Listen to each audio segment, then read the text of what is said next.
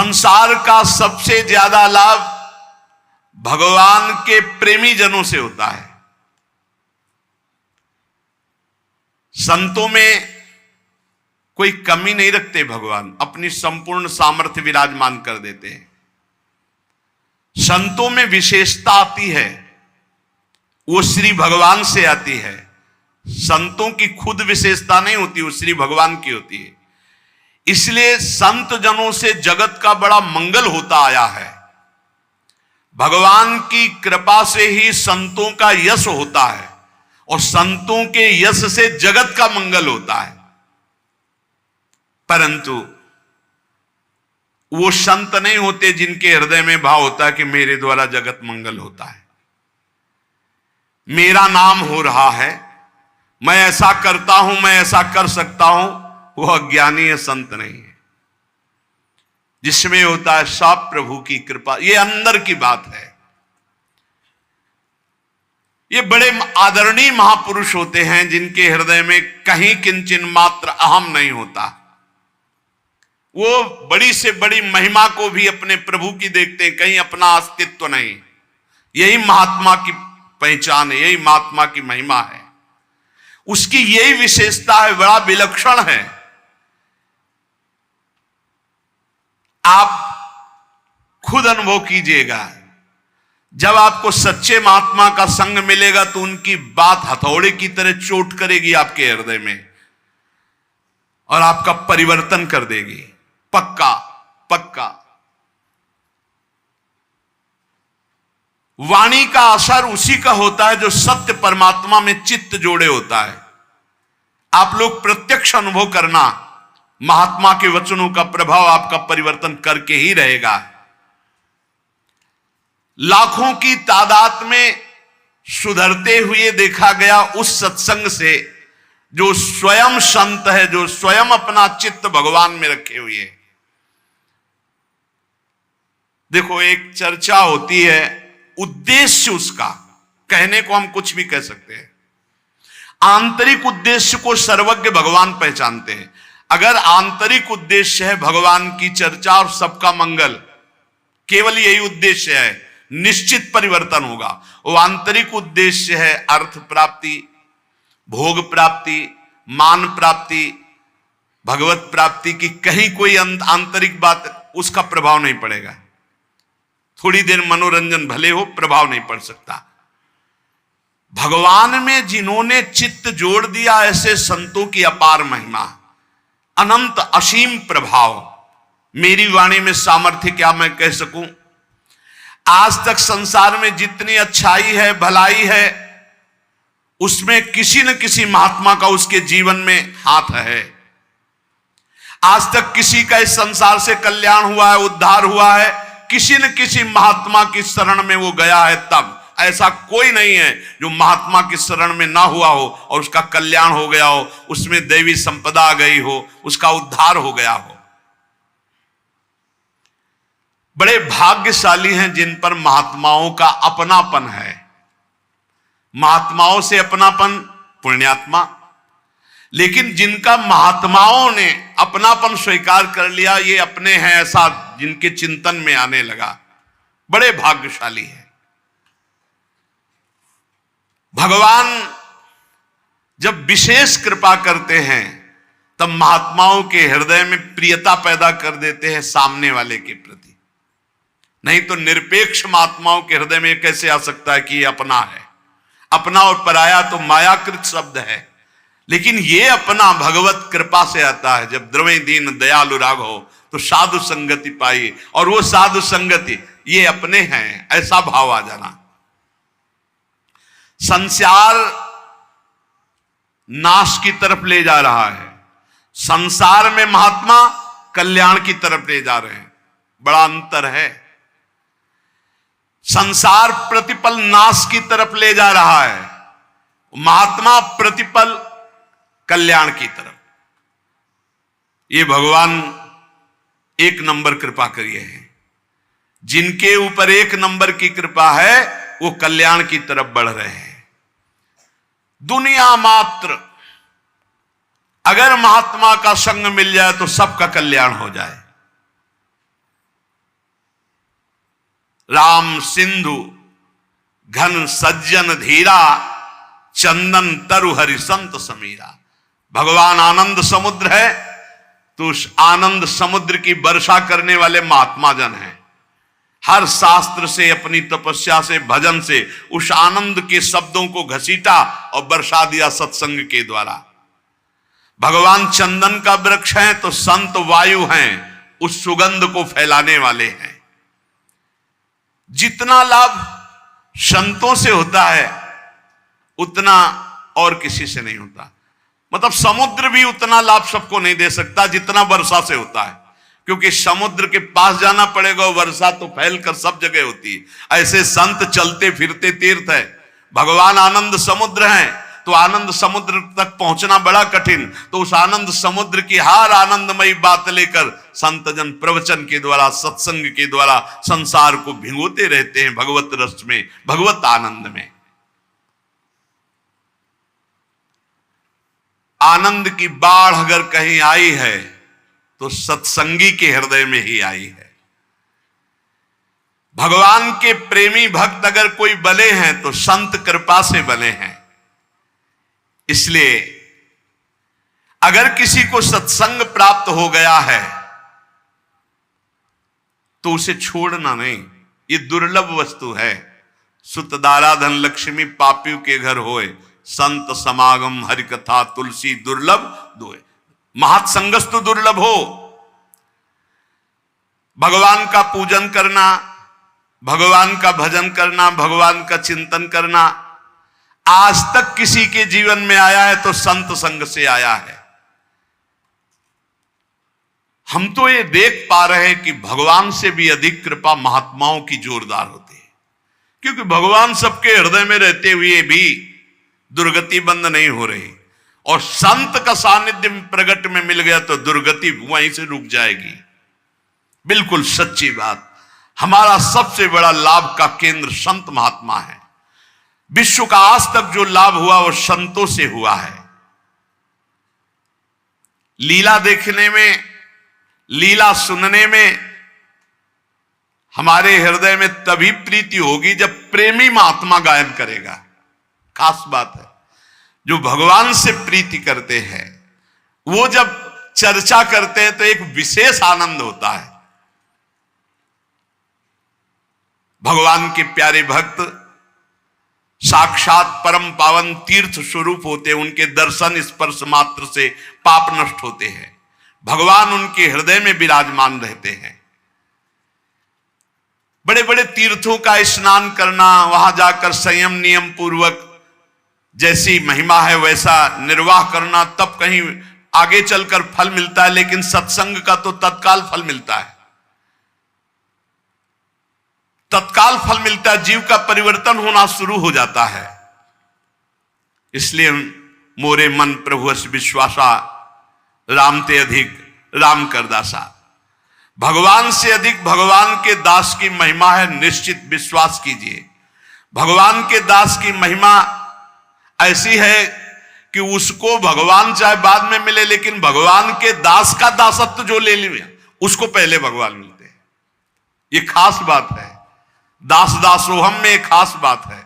भगवान के दास का आश्रय ले लिया तो उसको भगवान बाद में दुलार करेंगे, पहले दास के दास का दुलार करेंगे। जैसे बिजली का कनेक्शन ना हो, सही कनेक्शन ना हो, तो बिजली आ भी रही बोर्ड में, आपका स्विच भी सही है, तार भी लगा हुआ है, बल्ब भी सही है, ऑन ऑफ भी कर रहे हो, लेकिन नहीं जलेगा वो। ऐसे ही अगर संत से सही कनेक्शन आपका नहीं है, फिर आप ये शब्द बोल सकते हैं कि मेरा परिवर्तन नहीं हुआ। बल्ब भी सही है, तार भी सही है, स्विच भी सही है, बोर्ड में बिजली भी आ रही, बस थोड़ा और अंदर डालने की जरूरत थी तार, जिससे कनेक्शन हो जाता। कनेक्शन नहीं हुआ तो ऑन करते रहिए, वो जलेगा नहीं। तब आपको लगेगा कि बिजली नहीं है, नहीं, बिजली है, उसमें आपके कनेक्शन की कमी है। यदि मन वचन कर्म से किसी भगवत प्रेमी महात्मा का आश्रय ले लिया जाए तो भगवान की शुद्ध शरणागति बहुत जल्दी प्रकाशित हो जाए। हम तो इतना कहते हैं कि जिनको संत संग मिल गया, भगवान ने सब कुछ दे दिया, अब उनको भगवान को देने के लिए अब कुछ नहीं बचा। सच्चे संतों का संग मिल गया, सब मिल गया। संकेत मात्र मैं कह रहा हूं आपको कि अगर आपको संतों का संग मिल गया है तो आप प्राणपण से निर्वाह कीजिए, इससे बड़ा कोई लाभ नहीं। संत समागम सम न लाभ कछुआन, भगवान शंकर कह रहे हैं, उमा संत समागम सम न लाभ कछुआन। कुछ लोग समझते हैं कि संतों को भोजन दे दिया, वस्त्र दे दिया या अमुक अमुक पदार्थ दे दिए तो हम संत सेवी हैं। धोखे में मत रहना। ये आपके अंदर अहंकार बोल रहा है कि मैंने ये दिया, मैंने वो दिया, मैंने वो खवाया, मैंने पियाया, बढ़िया बढ़िया चीज दे दी तो संत प्रसन्न हो जाएंगे। वो संत ही नहीं है जो भगवान किसी और किसी को बढ़िया माने।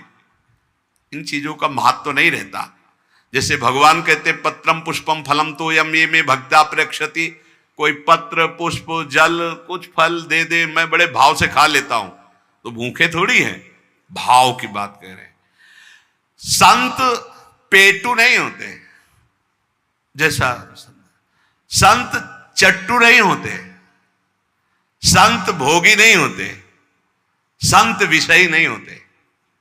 जो रसेंद्री जनेन्द्री पर विजय प्राप्त किए हुए, जो त्रिभुवन की राज्य लक्ष्मी का त्यागी है, वही तो भगवत प्रेमी है। भला आपकी इन बाहरी सेवाओं का क्या महत्व।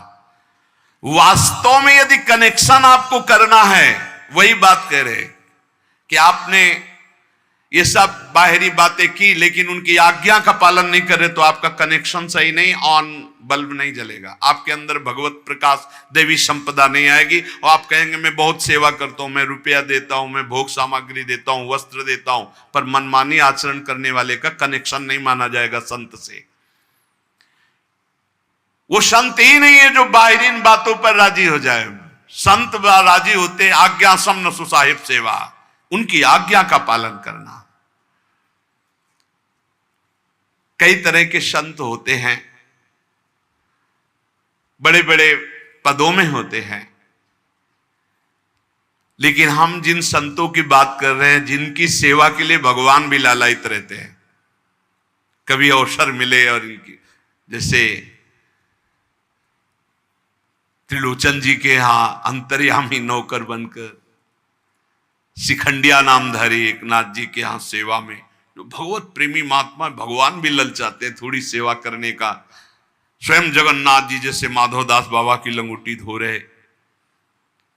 ये जो कि इससे बड़ा कोई लाभ नहीं कि हमें संत अपना लिए, वो हमारे हैं, वो हमारे जीवन की बागडोर स्वीकार कर लिया, अब मुझे क्या परवाह। ये उन संतों की बात कर रहे जिनकी सेवा के लिए भगवान भी लालायित रहते हैं। वो निष्काम संत होते हैं, जिनके भीतर प्रभु के सिवा कोई महत्व नहीं। एक शब्द समझ लीजिए, संत की पहचान, जिनमें प्रभु के सिवा कोई महत्व नहीं, कोई कामना नहीं, प्रभु के सिवा कोई महत्व नहीं। भला जिन संतों ने साधनावस्था में भोग सामग्री का त्याग कर दिया और सिद्धावस्था में कैसे उसे प्राप्त कर सकते हैं?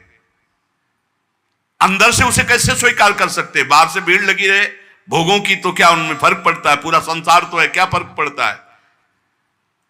जिन संतों ने साधनावस्था में अपनी कामना की धज्जियां उड़ा दी, वो जब सिद्धावस्था में आते हैं तो उनकी कोई कामना रह जाती है क्या? भगवान उनके ऋणी रहते हैं। इतना भजन, इतना चिंतन, इतना दासत्व, इतना समर्पण कि भगवान उनके ऋणी रहते हैं। भगवान चाहते हैं कि कुछ इच्छा करें और मैं पूर्ण कर दूं, लेकिन उनके अंदर निष्कामता है, इसलिए भगवान भी ताकते रहते हैं, पर कभी अवसर नहीं देते वो भगवान को भी। अगर ऐसे संत कभी आपको आज्ञा कर दें कि आप बैठे रहो, जाओ वहां बैठ जाओ, बैठे रहो दिन भर, तो आप ये समझ लो बैठने मात्र से भगवत प्राप्ति हो जाएगी। संतों की आज्ञा पर ध्यान, ये बहुत कठिन बात है, ये बहुत कठिन बात है और सब सरल है। संत की आज्ञा किसी को मिल जाए जैसे सत्संग हो रहा है, सार्वजनिक है, आज्ञा उपदेश, उसमें फिर कोई बुद्धि नहीं लगानी चाहिए। सुनो, अब वो पर्सनल तुम्हें आज्ञा उपदेश हो रहा, अब उसमें कोई भी शास्त्रीय बात भी लगाने की जरूरत नहीं, जैसा कह रहे वैसा। बिना विचार करी शुभ जानी, यहां विचार करने की जरूरत नहीं है। अगर उनकी आज्ञा मिल जाए और वो कोई साधारण सांसारिक कार्य के लिए कह रहे हैं, आपको बिल्कुल दिखाई दे रहा है भागवतिक नहीं है, जाओ अमुक कार्य करो, अगर कह दिया गया कि ये आप कार्य करो तो आप वो कार्य करो, और आप जिस कार्य के लिए संत से जुड़े थे वो कार्य संत करेंगे। इस बात को समझ पाना थोड़ा कठिन होता है। अहंकार विमूढ़ात्मा करता हमिति मन्यते, वो विमूढ़ जो मूढ़ता बनी हुई वो कभी भगवत प्राप्ति होने ही नहीं देगी। और दैन्य होकर बैठ गए उनके चरणों में, कुछ बने ना बने उनसे बन जाएगा, जो भगवत प्राप्ति का कार्य उनसे बन जाएगा। दास दासो हम, जो हरिवंश उपासक सेवं सदा सेवं ताके चरण विचारी। बड़ी पक्की दामी ठोस बात कह रहा हूं, स्वामी जी महाराज कह, दामी माने बलशाली, बड़ी पक्की ठोस दामी बात कह रहा हूं सिद्धांत की। आप मान लो, वो जैसा आज्ञा कर रहे हैं बस वचनम कर इससे तो साफ बात सुनो। मैं महापुरुषों का संग किए हुए हूं, जहां कोई कामना प्रवेश नहीं कर सकती, ऐसे निष्काम भाव की स्थिति में समझ पाना बड़ा कठिन। जहां कोई कामना नहीं, वहां वो ऐसी भावना प्रकट कर सकते हैं आपके साथ। आज ये खवा दो, लाओ ये पिला। आप ये मत समझ लेना कि खाने पीने ये तो साधन काल में ही सब छूट गया। आज कृपा की है, उन्होंने कह दिया, अब कुछ भी हो कैसे भी हो तत्काल दौड़ो और उनकी आज्ञा का पालन कर दो। वो कोई भी आज्ञा करे, और शास्त्र विरुद्ध आज्ञा हो नहीं सकती, बात समझना। क्योंकि सिद्ध पुरुष जो शास्त्र सम्मत चले हैं तो अब तो परिपक्व हो गए हैं। भगवान की बात और उनकी बात में अंतर नहीं होगा। कभी वाम मार्ग का आदेश नहीं हो सकता, शास्त्र विरुद्ध आदेश नहीं हो सकता।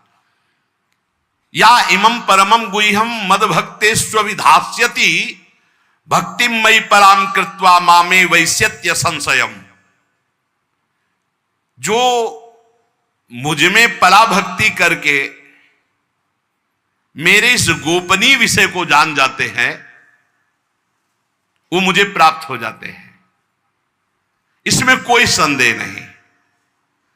गोपनीय विषय भगवान से बढ़कर कोई महत्व ना होना, सरल शब्द में कह रहे हैं। सब शास्त्रों का गोपनीय विषय तुम्हारे मन में, तुम्हारी बुद्धि में, तुम्हारे चित्त में, तुम्हारे आम में एक बात बैठ जाए, श्री भगवान के सिवा कुछ नहीं, उनके समान कोई नहीं, उनसे बढ़कर कोई नहीं। एक तरफ श्री भगवान का स्मरण है जो हमारे जीवन धन है, और एक तरफ भोग है। भोग उपस्थित हुआ, भगवान को भूल गए, चाहे वो भोजन हो या कोई भी भोग हो। क्या समझा तुमने भगवान को? सब शास्त्रों का परम गुह्य मत उसी के हृदय में प्रकाशित हो गया जिसने एक बात समझ ली, भगवान से बढ़कर कुछ नहीं है। तो उसका कभी भगवत विस्मरण नहीं हो सकता। त्रिभुवन की राज्यलक्ष्मी देने पर भी जो आधे पल के लिए भगवान को नहीं भूलता, वो महाभागवत। आप कहां हो? ये बात समझना है। एक तरफ श्री भगवान और एक तरफ पूरा संसार।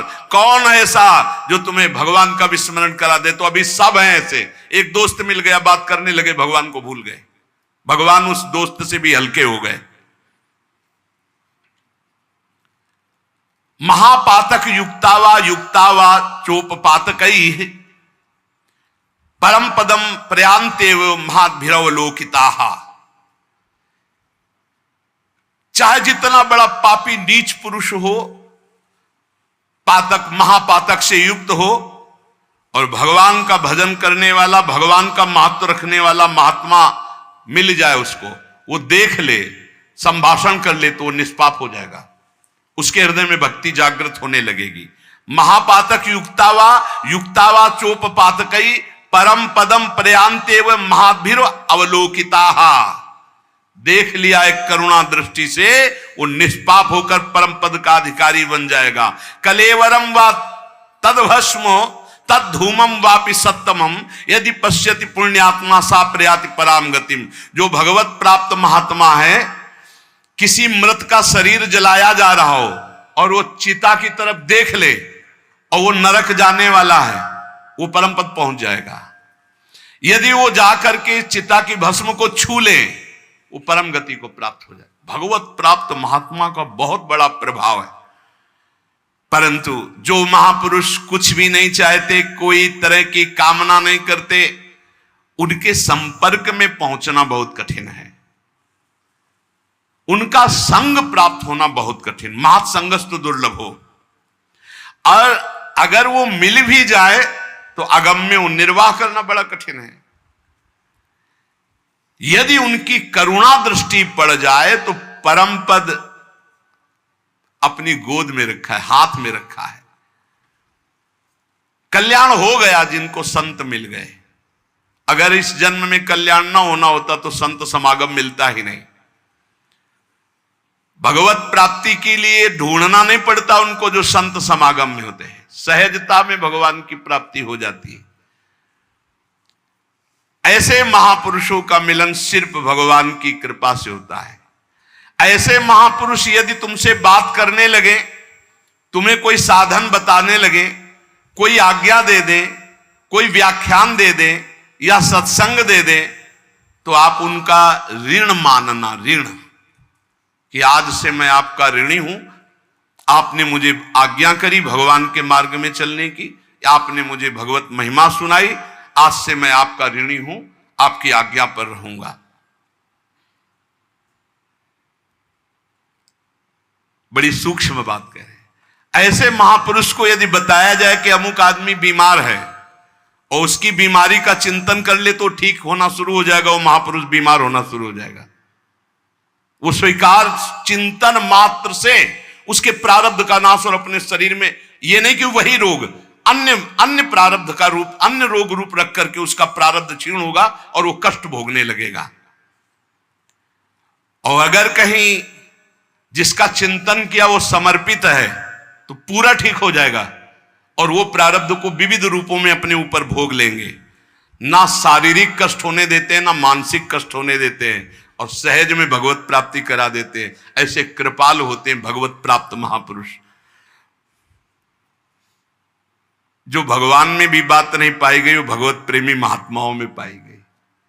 ये अंतर भगवान में। इसीलिए मोरे मन प्रभु अस विश्वासा राम ते अधिक राम कर दासा। भगवान तो कह रहे अवश्य में भोक्तव्यम कृतम कर्म शुभाशुभम, तुम्हें भोगना पड़ेगा। और संतों के सामने चर्चा कर दो कि वो बहुत बीमार हैं, उनके अमुक जगह बहुत असहनीय दर्द है। अच्छा, हाँ, प्रारब्ध भोग है। कहा कुछ नहीं, चिंतन गया, बंटवारा होना शुरू हो गया। अब वो समझ नहीं पाएगा। बोले वो ठीक हो रहे हैं, हाँ ठीक हो, भगवान की कृपा ठीक हो जाएगा। और भोग पर भोग, भोग पर भोग उनके शरीर में विविध रूप से आएगा, उसे भोग लेंगे मुस्कुराते हैं। सोचो, जो शारीरिक भोग नहीं तुम्हें भोगने देंगे, वो तुम्हें नरक कैसे जाने देंगे। वो भगवत प्राप्ति तो करा के ही छोड़ेंगे यदि समर्पण हो जाए। ये बड़ा मस्ती की बड़ी सस्ती बात, बड़ी मस्ती की बड़ी सस्ती बात। संत संग बड़ा सस्ता है। संत संग में कोई पैसा लगता है? हम कई बार एकांतिक में कहा है कि जो पैसे से मिलता है वो अध्यात्म नहीं होता, और अध्यात्म कभी पैसे से नहीं बिकता। अध्यात्म बिकता नहीं है, अध्यात्म में समर्पण होता है। समस्त समर्पण वृत्ति जागृत हुई कि अध्यात्म जागृत हो गया। अति परिचया दवज्ञा,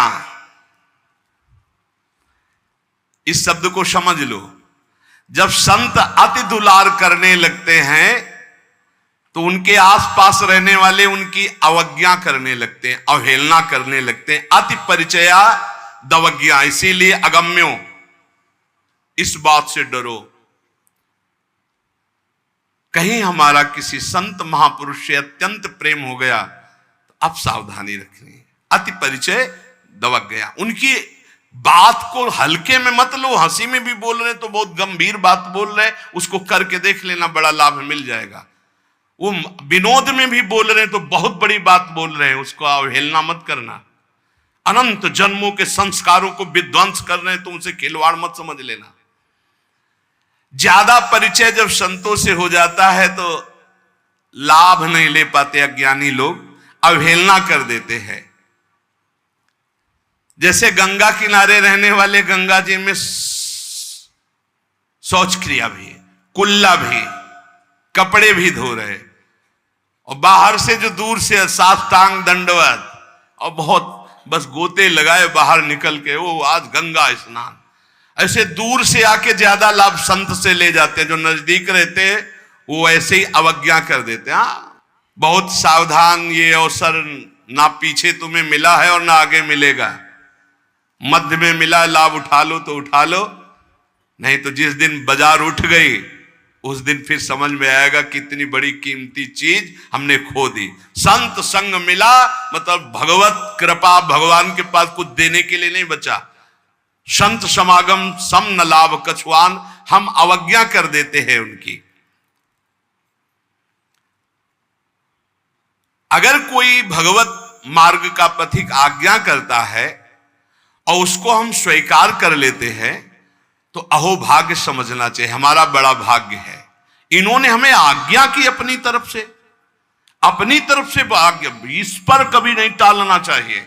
एक होती है अनुमति की, हमारी इच्छा है कि आज वहां हम चले जाएं क्या, हाँ ये भी ठीक रहा, लेकिन वो कह रहे हैं कि हमारी इच्छा है कि आप गिरिराज जी की परिक्रमा लगा करके आए। आप कोई प्रश्न नहीं कि मेरी टांग में दर्द हो रहा है, आप जाओ लड़खड़ाते हुए, 10 दिन में लगे तब 10 दिन बाद आ जाना, क्योंकि फिर बोलना कि टांग में दर्द था इसलिए 10 दिन परिक्रमा में ही रहा, आज परिक्रमा हो गया सब काम। आज्ञा से भगवत प्राप्ति निश्चित। हरिव्यास देवाचार्य जी श्री भट्ट देवाचार्य जी के समीप आए, महाराज जी हम आपको गुरु रूप में वरण करना चाहते हैं। तो उन्होंने देखा है बहुत उच्च कोटि की अवस्था प्राप्त करने वाले हैं, तो उन्होंने कहा हमारी गोद में कुछ दिखाई देता है? बोले कुछ नहीं दिखाई देता। बोले जाओ 12 वर्ष गिरिराज जी की परिक्रमा राधा राधा रटते हुए करो। राधा राधा रटते हुए किया 12 वर्ष तक। 12 वर्ष किसे कहते हैं? कौन गुरु आज्ञा में 12 वर्ष? 12 घंटे खड़े होना मुश्किल हो जाएगा। आगे तुम्हें हमारी गोद में कुछ दिखाई दे रहा है? बोले फिर जाओ 12 वर्ष। 24 वर्ष बाद बोले हाँ प्रिया प्रीतम गोद में दिखाई दे रहे हैं। तब दीक्षा दी, वही महावाणी के रचयिता हरिव्यास देवाचार्य। गुरु आज्ञा। भगवान सबके इष्ट हैं, भगवान परम इष्ट है, पर भगवान के भी इष्ट है भगवत प्रेमी महात्मा। भगवान के इष्ट कौन है? संत जन, भगवत प्रेमी महात्मा। हाँ, मैं हूं भक्तन को दास, भगत मेरे मुकुटमणि। अहम भक्त पराधीनो असतंत्र इव द्विज। इसलिए संतों का दर्शन मिल जाना, संतों का संग मिल जाना, संतों से वार्तालाप करना, संतों की आज्ञा मिल जाना, संत की कोई कार्य प्रणाली में सम्मिलित हो जाना, संतों के चिंतन में आ जाना, बड़ा सौभाग्य समझना चाहिए। अचानक तुम्हें आज्ञा मिली, किसी ने सूचना दी, वो बोल रहे थे बाबा ऐसा कि आप ऐसा कर लीजिए, तो आपको सोचना चाहिए मैं उनके चिंतन में आया। ओहो कितना हो भाग्य। अब तो किसी भी तरह नहीं टाल सकते, डायरेक्ट की तो बात जाने दो, किसी से खबर भिजवा दी तो आपको पहले सोचना मैं उनके चिंतन में आया, अहो भाग्य, अब तो आज्ञा हो गई, वही कार्य करना है। भगवान की भारी कृपा से ऐसा संयोग मिलता है, उनका संग मिल जाना, उनका वार्तालाप मिल जाना, उनकी आज्ञा मिल जाना। भगवत प्राप्त महात्मा की 4 बातें पहचान में हैं। 4 बातें। जब कोई भगवत प्राप्त होता है तो उसकी पहली बात, जीने की इच्छा खत्म हो जाती है। तो मरने की इच्छा रहती क्या? नहीं, ना जीने की इच्छा, ना मरने का भय। पहली बात, वो जीवन मुक्त महापुरुष। दूसरा, किसी भी तरह के किसी भी भोग की भोगने की इच्छा नहीं होती। खान पान विश्राम कुछ, और सब चल रहा है, सब हो रहा है।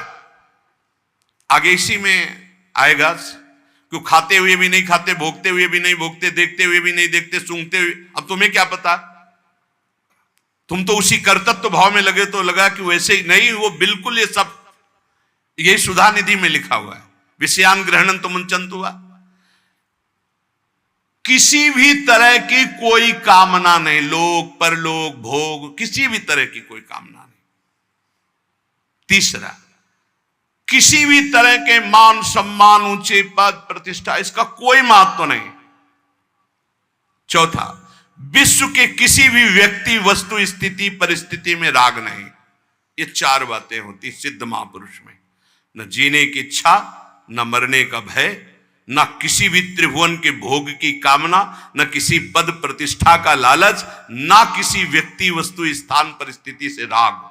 ये चार बातें नहीं होती। ये चार बातें जिसके जीवन में नहीं है वो सिद्धा अवस्था को प्राप्त है। और जब तक ये चार बातें नहीं, तब तक अभी साधन अवस्था चल रही, सिद्धावस्था नहीं। जीने मरने का कोई विषय नहीं रह गया, भोगने का कोई विषय नहीं रह गया, पद प्रतिष्ठा की कोई चाह नहीं रह गई, किसी व्यक्ति वस्तु स्थान से राग नहीं रह गया, एकमात्र भगवदानंद में तृप्त। यदि हमें ऐसे संतों का संग मिल जाए तो हम लाभ ले लें। उनकी आज्ञा, उनकी वार्ता, उनका संग, उनका स्पर्श, उनका संभाषण, ये हमारे जीवन का अहोभाग्य है। ये हमारा जीवन निश्चित भगवान के सेवा में पहुंच जाएगा। यदि संत मिल गए तो अब अनंत मिलने में देर नहीं लगेगी, देर है भगवत प्राप्त संत मिलने में। तो आज के सत्संग का मनन किया जाए, मनन करके जो आज्ञाएं हैं भजन की, साधन की, बस वैसे ही चलो तो बहुत जल्दी आनंद को प्राप्त हो जाओगे। शेष चर्चा आगे। श्री राधा वल्लभ लाल की जय।